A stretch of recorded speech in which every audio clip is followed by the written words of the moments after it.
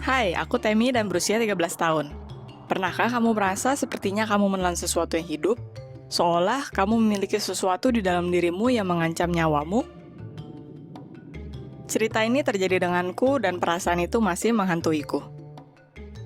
Tonton video ini sampai akhir dan temukan apa yang terjadi kepada seseorang jika mereka menelan ular beracun. Orang tuaku mendedikasikan seluruh hidup mereka untuk biologi, jadi aku tertarik dengan binatang eksotis dan serangga sejak kecil. Apa yang normal ditakuti anak-anak adalah mainan favoritku. Aku suka mendengarkan ensiklopedia dan karya ilmiah dari ayah dan ibuku.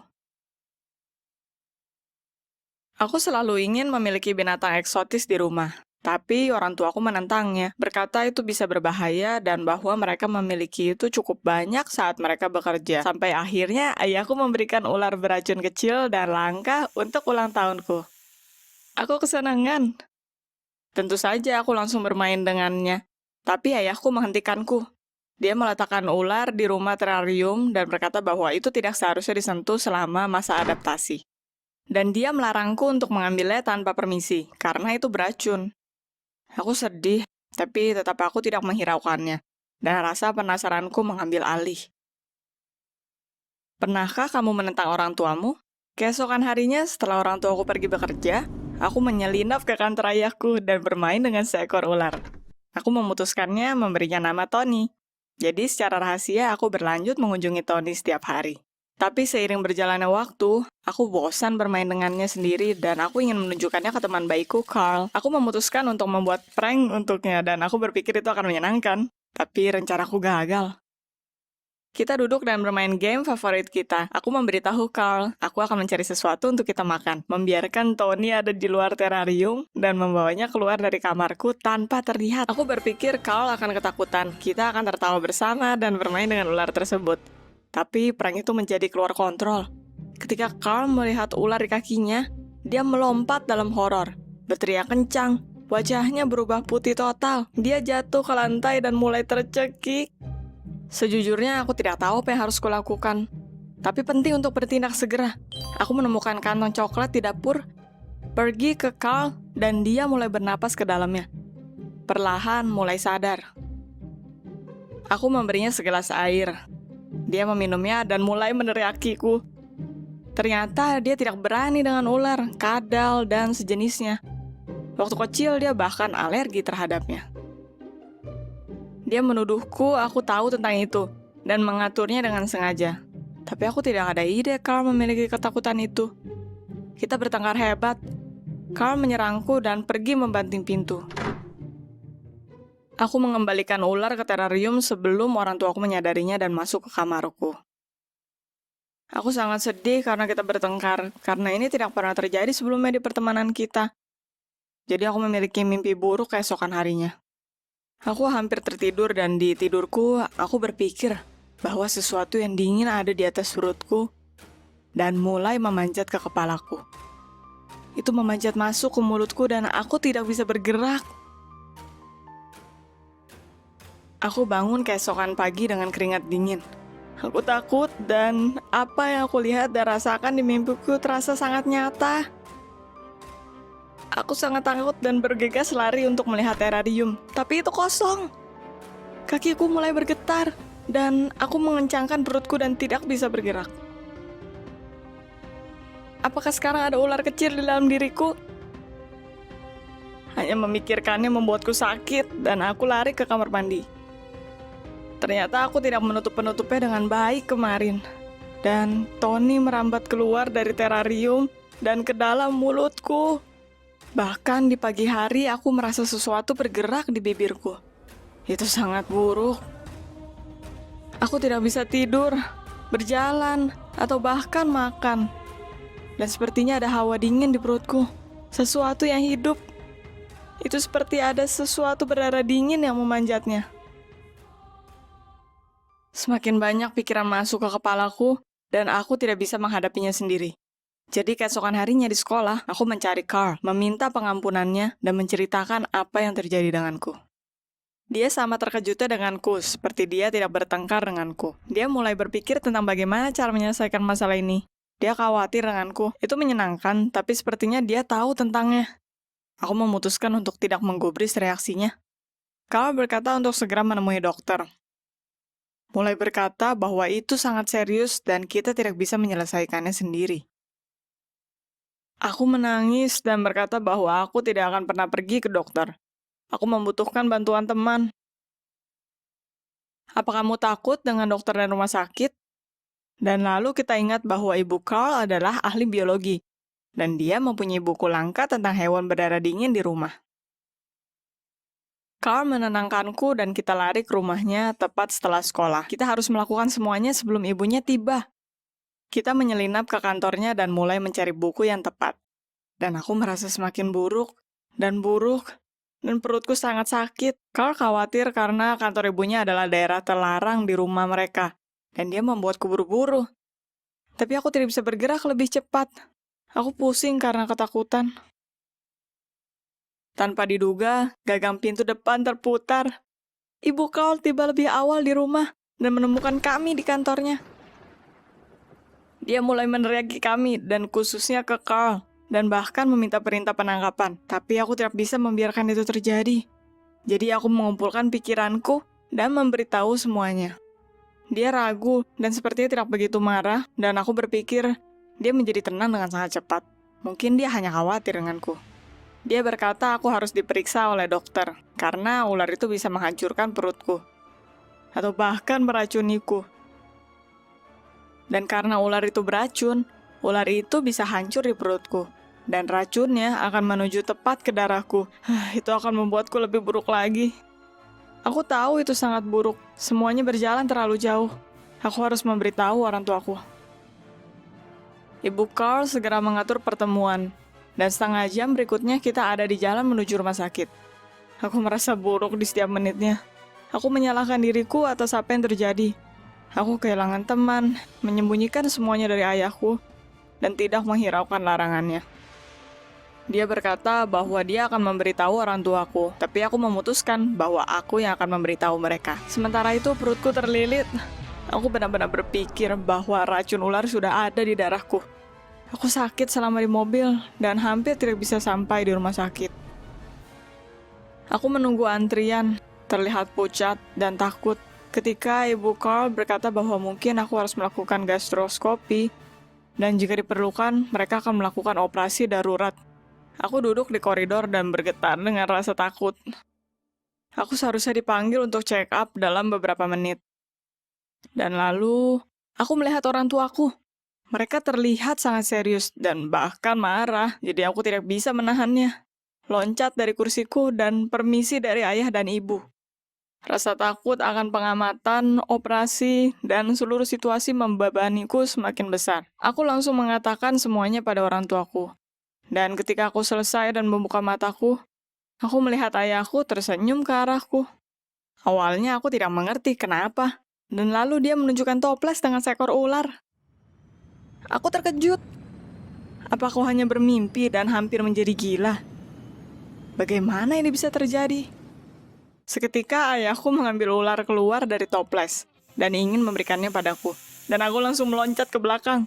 Takut itu mungkin menggigitku dan meracuniku. Tapi ayahku menunjukkan bahwa ularnya tidak memiliki gigi. Aku tidak mengerti apa yang terjadi. Dan orang tuaku mengakui bahwa aku hanya kena prank. Sama besar dengan prank pada Carl. Orang tuaku berkata, mereka ingin aku belajar dan tidak akan membantah mereka lagi. Demi keselamatanku. Ya, sulit untuk tidak belajar. Ternyata Carl memberitahukan mereka tentang candaanku. Aku bertanya kemana ular pergi dari terarium. Ternyata ayah hanya mengambilnya ke labnya. Aku sangat senang bahwa aku tidak menelan ular. Aku lupa akan orang tuaku dan Carl sudah mengajarkan sesuatu. Aku terkejut bahwa aku tidak menyadari apapun. Tapi ternyata imajinasiku yang melakukannya, dan aku tidak bisa memikirkan hal lain selain ular. Aku tahu itu untuk kebaikanku, aku bisa saja melukai Carl dengan candaanku, dan kebodohanku dan rasa penasaran bisa menipuku. Sekarang aku menghindari kantor ayahku. Aku berusaha tidak menyentuh barang dengan hidung dan tanganku. Dan karena perilaku ini, orang tuaku berjanji untuk memberikan terarium untukku dengan ular air. Jika kalian suka video ini, jangan lupa untuk like dan subscribe ke channel ini. Hati-hati dengan imajinasimu dan semoga harimu indah. Hai, aku Patricia dan aku berumur 13 tahun. Pernahkah kamu berbohong besar pada orang tuamu? Aku berbohong pada ayahku menutupi kebohongan ibu. Tonton sampai akhir untuk mengetahui rahasia apa yang bisa disimpan orang terdekatmu. Semua berawal ketika aku pulang lebih awal dari sekolah. Aku mendengar tawa laki-laki dari dalam rumah. Tapi setelah aku memasuki rumah, lelaki yang tidak aku kenal pergi buru-buru mengenakan sepatu dan memegang jaket. Aku tidak sempat melihat mukanya. Aku pergi ke dalam untuk melihat ibu. Terlihat ketakutan di sebelah meja. Dia bergetar dan melihat bergantian ke sisi jendela, kepadaku, dan ke pintu. Dia berkata bahwa lelaki tersebut adalah teman sekolah lamanya dan dia berkunjung untuk mengenang masa lalu. Dia memintaku untuk tidak bercerita kepada ayah dan tidak perlu khawatir. Dia melihatku seakan menunggu jawaban. Tenggorokanku seketika kering dan aku mengangguk. Ayah bekerja sebagai direktur penjualan. Perusahaannya sedang berkembang, jadi dia giat bekerja dan sering melakukan perjalanan bisnis. Aku hanya bertemu dengannya saat sarapan dan bahkan tidak setiap hari. Tapi bahkan di waktu yang sedikit ini, dia penuh dengan cinta dan senyuman. Ibu mau menyembunyikan kedatangan temannya. Aku merasa aku harus menceritakan ini pada ayah, tapi aku tidak bisa. Aku menyimpannya. Minggu-minggu pun berlalu. Aku tidak melihat lelaki itu lagi, tapi ibu semakin sering berbelanja.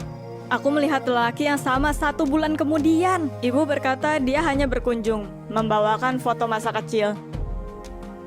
Tapi kota kosong itu berbicara lain. Aku semakin khawatir, mulai mengawasi banyak hal, melawan perasaanku. Ibu berbohong dan aku tidak tahu kenapa. Sementara itu, lelaki itu pamit dan bergegas. Ibu seakan tahu apa yang kupikirkan. Ibu berkata, aku berkata hari ini kepada ayah akan ada teman datang. Tanganku yang sedang memegang HP terjatuh. Masalahnya seperti teratasi sendiri, yang sebenarnya tidak ada. Aku mengarangnya saja. Setelah itu, aku berpapasan dengan orang asing itu beberapa kali. Tidak pernah menyapanya walaupun dia berusaha berbicara atau bertanya apa kabar. Suatu hari ayah berkata dia akan lembur kerja, tapi ternyata tidak. Dia pulang ke rumah dan melihat ibu bersama laki itu dengan sebotol wine. Bukannya bertengkar, dia malah menjabat tangannya. Namanya Frank, dan dia bergabung dengan mereka. Itu sudah larut dan aku seharusnya tidur, tapi aku merindukan ayah dan pergi ke dapur. Ayah senang berjumpa denganku dan terlihat senang, mungkin semuanya sudah terkontrol. Hari sudah larut dan Frank pamit. Dia sangat menikmati malam bersama kami dan harus pulang. Ayah memaksa Frank untuk menginap karena dia bisa menghemat uang untuk hotel. Tapi Frank berkata, tapi aku tinggal di seberang jalan. Ayah bingung. Aku merasa dari percakapan tegang itu, ibu bilang bahwa ia adalah teman dari kota lain yang sedang berkunjung karena sudah tidak bertemu untuk waktu yang sangat lama. Ayah terlihat baik akan alasan itu. Tapi kini Frank sudah mendekati pintu. Ayah meraih lehernya. Aku tidak pernah melihat dia begitu marah. Aku mengumpat di dapur. Ayah mengancam Frank untuk berusaha lepas dan berteriak pada ibu bahwa dia telah berbohong. Ayah semakin marah, berada di antara ibu dan Frank. Ibu terlihat pucat. Dia bersandar di rak dapur. Lalu, aku rasa Frank menyadari ayah tidak akan melepaskannya, mulai menyalahkan ibu sebagai penyebabnya. Ibu berkata dia akan bercerai dan menginginkan Frank untuk mengambilnya dan anaknya keluar dari kota, sehingga semua orang dapat menjalani hidup yang diinginkannya. Ayah terkejut. Aku jatuh ke lantai, menangis. Ini tidak mungkin. Ibu tidak bisa berkata sesuatu. Bisakah dia? Itukah mengapa Frank berusaha berbicara denganku? Kepalaku berputar dan aku hanya mendengar sepenggal percakapan itu. Aku terbangun dan ibu memelukku dan berkata sesuatu. Mereka berbicara di belakangku dan aku tidak tahu apa semuanya akan kembali normal lagi. Aku duduk, tegang dan menginginkan semuanya berakhir. Ketika aku harus memilih untuk tinggal dengan siapa jika mereka bercerai, tanpa berpikir panjang aku memilih ayah. Itu melukaiku. Aku tidak mau kehilangan orang tua dan bertanya pada ayah untuk mengizinkanku melihat ibu sesering mungkin. Dia berkata akan melakukan apapun yang membuatku senang. Aku melihat ibu hampir setiap hari dan dia berjanji untuk berbicara mengenai ini saat aku dewasa. Pernahkah hidupmu berubah drastis karena keputusan orang tuamu? Bagikan ceritamu dan jangan lupa untuk subscribe. Like video ini supaya banyak merayu orang di YouTube. Aku berharap akan kebahagiaanmu dan keluargamu. Sampai jumpa! Hai, aku Izra dan aku tidak dapat mengingat apapun yang terjadi sebelum kecelakaan. Pernahkah kamu merasa seperti bukan dirimu? Bahwa semua di sekitarmu buatan dan palsu? Bahwa orang di sekitarmu membohongimu? Ini adalah hidupku sekarang. Tonton video ini sampai akhir dan kamu akan lihat bagaimana sulitnya jika kamu tidak yakin siapa dirimu sebenarnya. Aku hanya yakin akan beberapa hal. Aku tahu bahwa aku berumur 23 tahun dan orang tuaku sudah meninggal. Ini ditegaskan oleh surat-surat yang aku baca sendiri. Aku tidak ingat sedikit pun tentang ayah dan ibuku, bahkan tidak ulang tahun pertamaku. Ingatan terakhir yang dapat kuingat adalah kemudi di tanganku. Sensasi kehilangan kontrol dan terbang, bertabrakan dengan metal. Lalu hanya ada kegelapan dan kesakitan. Waktu aku bangun pertama kali, aku tidak tahu apa yang terjadi. Aku merasa tubuhku bukanlah tubuhku. Aku tidak mengerti apa yang terjadi.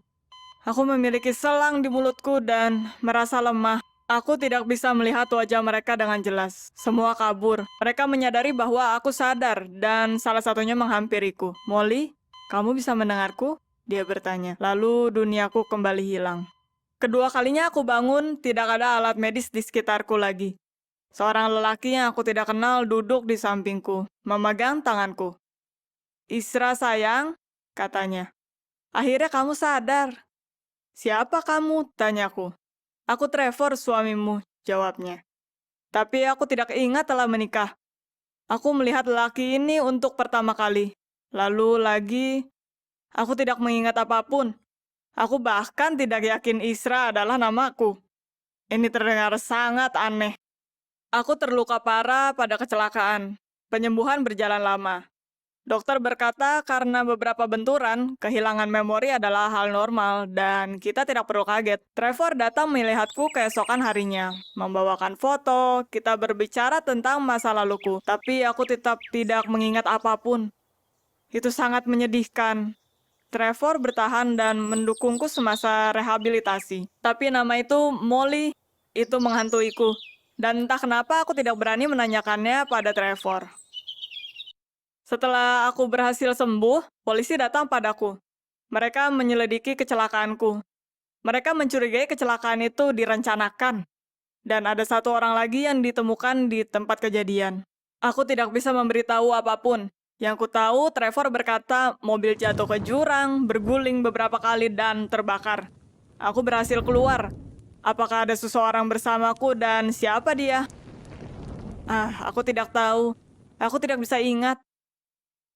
Waktu berlalu dan aku semakin baik, namun tetap merasa disorientasi. Trevor membawaku ke rumah. Kita memiliki cottage kecil yang indah dan 2 kucing. Kucing-kucing mengendusku dan bersuara terhadapku. Trevor tertawa dan berkata itu mungkin efek dari obat. Aku harus memulai dari awal. Orang tuaku meninggal 5 tahun lalu. Sayangnya, tidak ada yang bisa kutanyai tentang masa kecilku. Aku tidak bisa melupakan orang satunya di mobil itu. Tapi Trevor berkata untuk tidak khawatir dan biarkan polisi bekerja. Aku merasa bersalah. Trevor berusaha keras, tapi aku tidak merasakan apapun padanya, atau pada rumah ini, atau pada hidup ini. Setidaknya aku mulai berkawan dengan kucing-kucing. Ternyata aku baru saja lulus kuliah dan sekarang bekerja sebagai guru SMP. Dokter menyarankan supaya aku kembali ke kehidupan normal sesegera mungkin untuk membawa ingatanku kembali. Pengurus sekolah ingin membantuku. Kelas diajar oleh guru pengganti, tapi aku datang ke kelas, berbicara pada anak-anak, membaca kurikulum akademis. Apakah aku menulis plan pelajaran itu dengan tanganku? Apakah aku menilai anak-anak menyenangkan ini? Kepalaku berputar. Salah satu muridku bertanya, bagaimana kabar saudara kembarku? Aku terkejut. Anak perempuan itu berkata, dia melihatku sebelum kecelakaan di kota lain dengan saudara kembarku. Kita makan di kafe dan berdebat. Aku bertanya pada Trevor apa aku mempunyai saudara perempuan. Dia berkata tidak. Aku mulai kesal. Seiring waktu berjalan, aku baik-baik saja. Ingatanku masih terkunci, tapi aku mendapatkan ingatan baru. Bersama Trevor dan kucing kami, kita merayakan ulang tahunku yang ke-24. Kita mulai berkencan, aku menyadari bahwa itu adalah awal jatuh cinta dengan suamiku.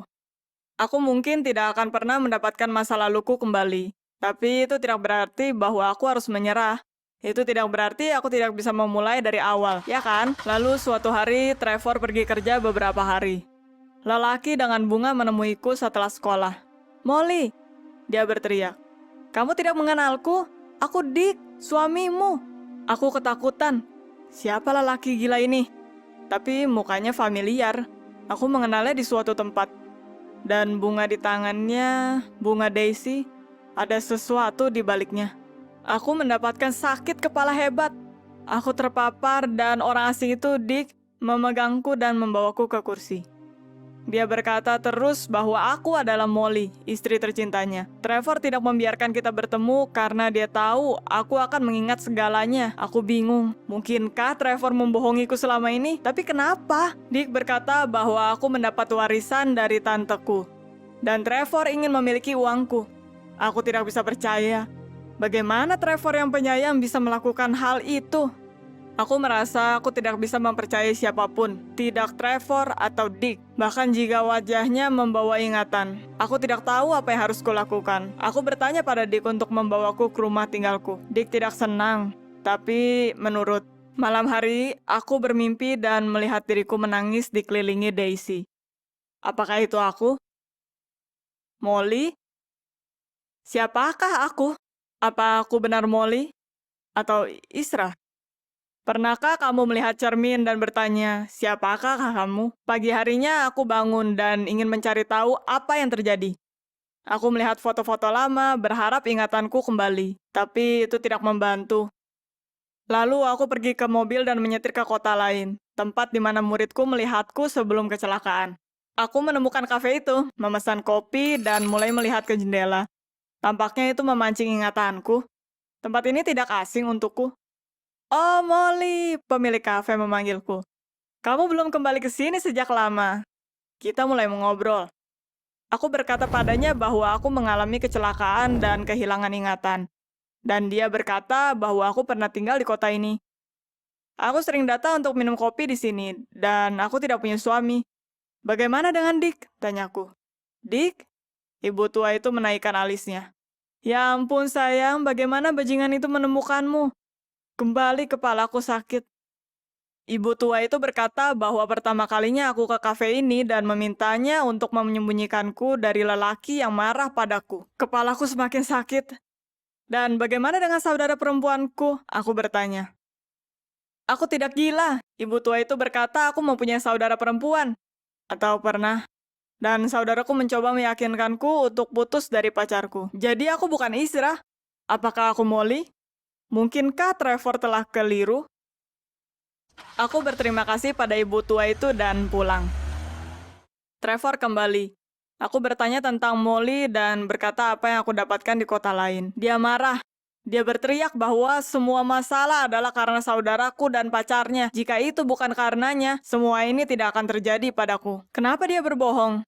Bagaimana dia bisa menyimpan rahasia penting dari hidupku? Aku tidak tahu apa yang harus kulakukan. Aku memutuskan untuk keluar dari rumah Trevor. Dia tidak menahanku, hanya bertanya untuk tetap berkomunikasi. Aku bertanya dari siapa warisanku, dan dia terlihat terkejut. Tidak ada warisan. Uang yang Molly dan aku, atau Isra dan aku, dapatkan dari kematian orang tuaku, terbagi menjadi dua. Milikku dihabiskan untuk kuliah, dan milik saudaraku untuk investasi. Tampaknya Trevor tidak tahu soal warisan atau pembohong handal. Aku tidak bisa mempercayainya lagi. Aku tinggal sendiri selama beberapa minggu. Aku mulai mengingat masa kecilku, orang tuaku, Tapi saudara perempuanku dan aku selalu bersama. Aku tidak bisa bilang apakah aku Molly atau Izra. Dick berusaha untuk menjemputku lagi setelah sekolah usai. Aku berkata padanya untuk pergi dan mengancam untuk menghubungi polisi. Dia marah dan berkata aku akan menyesalinya. Beberapa hari kemudian rem mobilku blong. Aku hampir mengalami kecelakaan lagi. Untungnya selamat karena airbag. Aku kehilangan kesadaran. Aku terbangun di rumah sakit, tapi kini aku mengingat segalanya. Aku Izra. Hari itu aku menjemput saudaraku dari kota lain. Walaupun Trevor tidak mau dia tinggal bersama kita. Dia takut dengan Dick yang mengikuti saudaraku akan mengancamku. Kenalan jauh kami meninggal dan meninggalkan saudaraku dan aku warisan kecil. Aku memberikan bagianku pada Molly sehingga dia bisa meninggalkan kota dan memulai hidup baru. Dan aku tidak menceritakan Trevor tentang hal itu. Aku tahu dia akan kesal. Aku mengantar saudaraku pulang dan remku blong. Dan terjadilah kecelakaan itu. Dick tertangkap, dia orang yang merusak remku di peristiwa itu. Trevor tidak mau memberitahu soal saudaraku. Dia takut aku akan menghadapi Dick sendiri. Atau mungkin menyalahkannya atas kematian saudaraku. Aku membutuhkan waktu lama untuk memaafkan Trevor dan rahasianya. Tapi akhirnya kita baikan. Terkadang aku masih bertanya-tanya, bagaimana kalau aku bukan Istra, tapi Molly? Tapi aku rasa aku tidak pernah 100% yakin dengan diriku lagi. Siapa yang akan kamu percaya jika kamu kehilangan ingatan? Beritahu kita di komentar. Jika kamu menikmati cerita ini, like dan YouTube akan menunjukkannya pada orang lain. Subscribe ke channel ini supaya tidak ketinggalan cerita menarik lainnya. Hai, aku Niki dan berusia 17 tahun. Kamu suka menyisir rambutmu? Dikepang atau diikat poni? Mungkin merubah potongan atau warna? Beruntungnya, karena aku tidak bisa melakukannya. Aku tidak punya rambut sama sekali.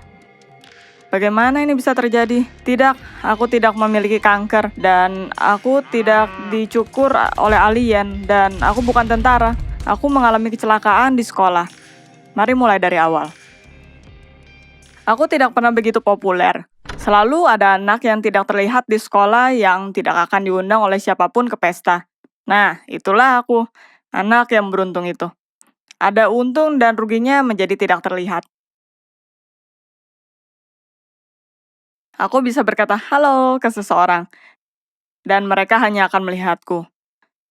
Aku selalu dicuekin, selalu dikelilingi oleh buku, bukan dengan orang sesungguhnya. Aku mulai menyukainya sampai suatu hari itu merubah seluruh hidupku. Di akhir semester pertama, aku mendaftar untuk kelas ahli dalam kimia. Aku sangat tertarik dengan itu. Aku dulu ingin menjadi dokter. Kenapa dulu?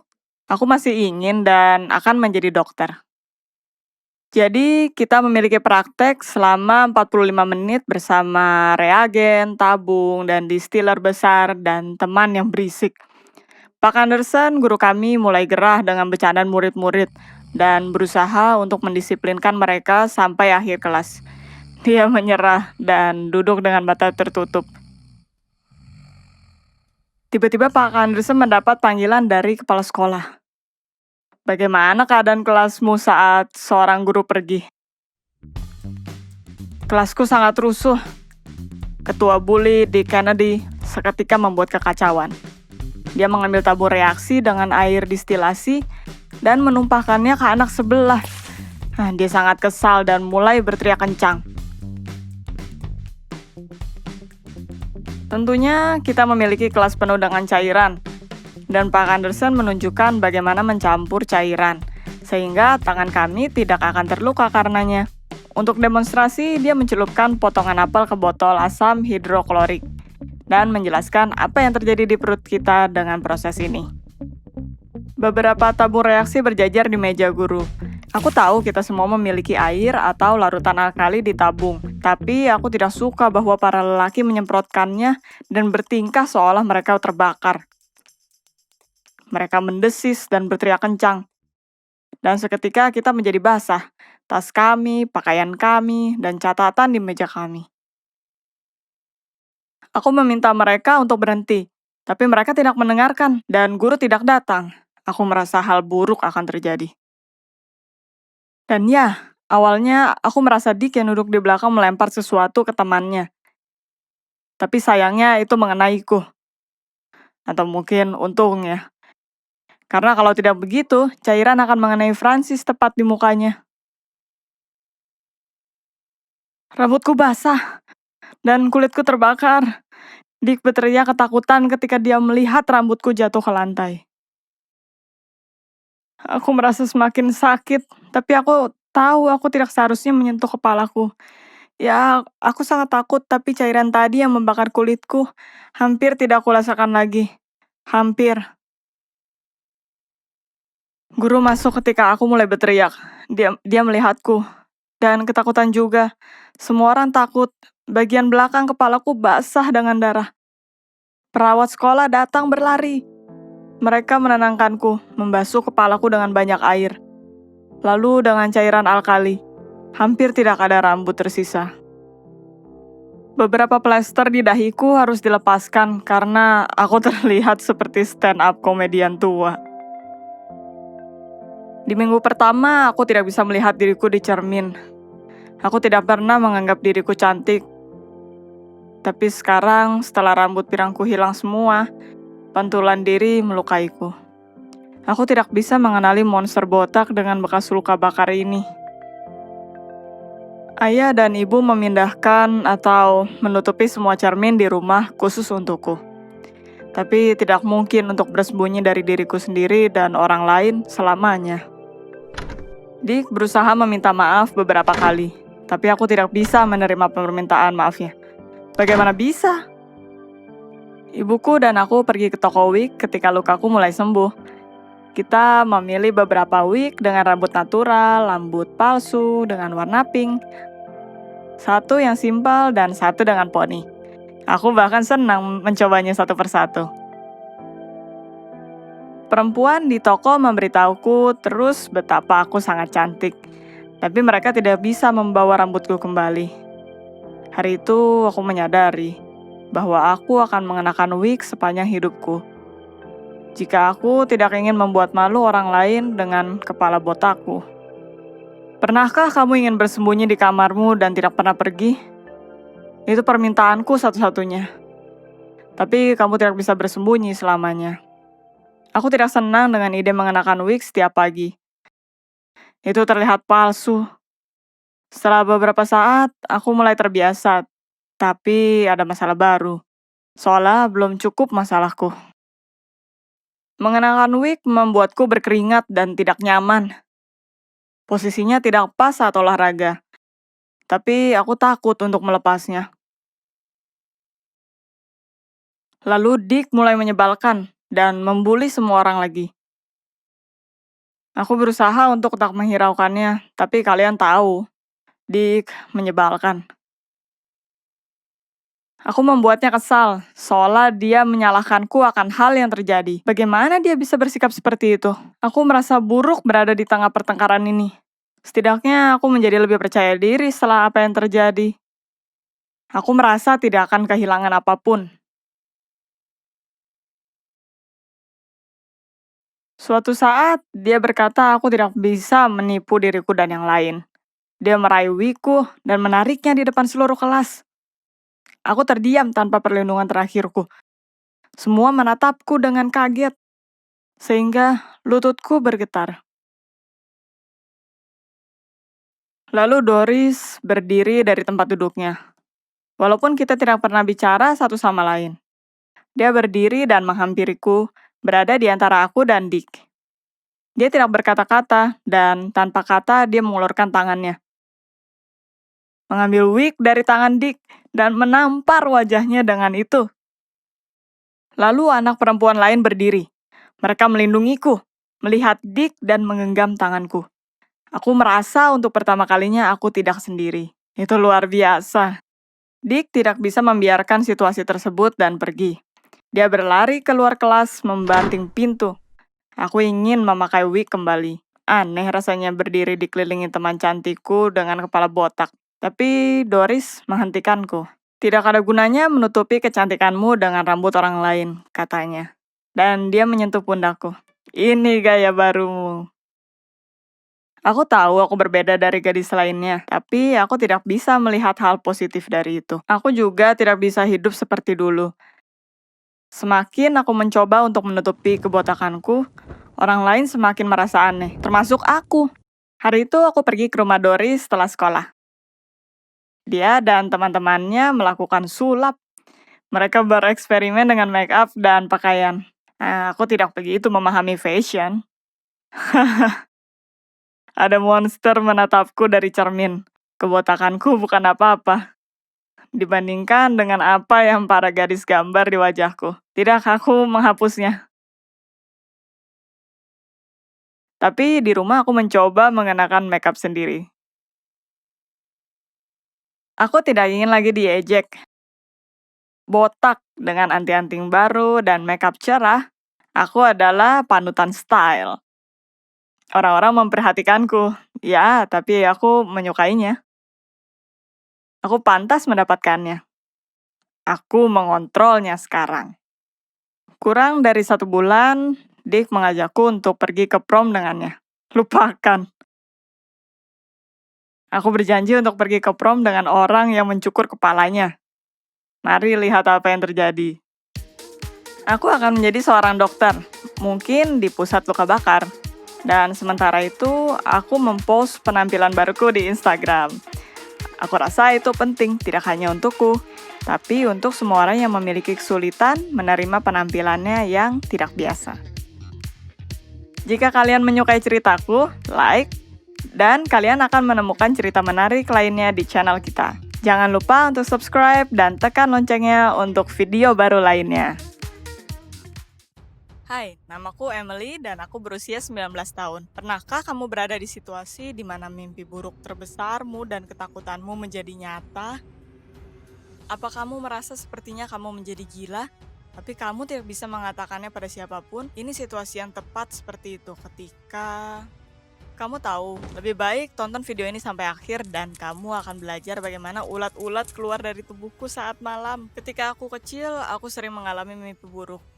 Di dalamnya aku terbaring tak bergerak di ranjang dan menatap ratusan ulat memakanku hidup-hidup dari dalam. Alasan untuk mimpi buruk adalah karena prank yang tidak berhasil. Suatu hari ketika aku kembali dari gym, aku membuka loker dan menemukan sejumlah ulat di dalamnya. Sebelum aku tahu apa yang terjadi, aku didorong menghadapnya dan dikunci. Aku berteriak ketakutan dan memohon untuk dibebaskan. Yang tidak berhasil. Ulat berada di mana-mana dan benar-benar memanjat sekujur tubuhku. Dan aku tidak sadar bagaimana aku kehilangan kesadaran. Aku terbangun di rumah. Guru memanggil ibuku dan mengatakannya apa yang telah terjadi. Ibuku mengantarku pulang dan teman sekelasku dihukum dan dikeluarkan dari sekolah.